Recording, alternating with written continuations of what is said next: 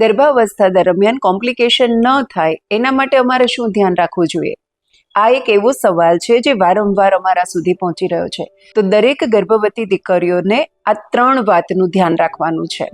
પહેલું, પોતાનો આહાર, નહીં, શું ખાવું જોઈએ, શું ન ખાવું જોઈએ, આવી અવારનવાર આપણે ચર્ચા કરી ચૂક્યા છીએ, પરંતુ સજગતાપૂર્વક આને જીવનમાં અપનાવવાનું છે.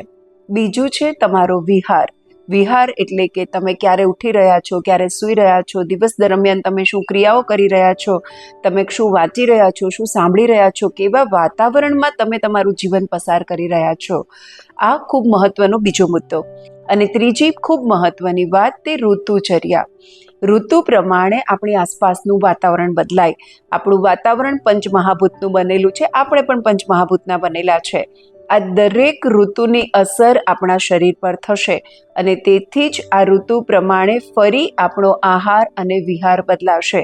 તો કઈ ઋતુમાં કેવો ખોરાક ખાવો જોઈએ, કેવી જીવનશૈલી હોવી જોઈએ, આ ઋતુચર્યા તે ખૂબ મહત્વની છે.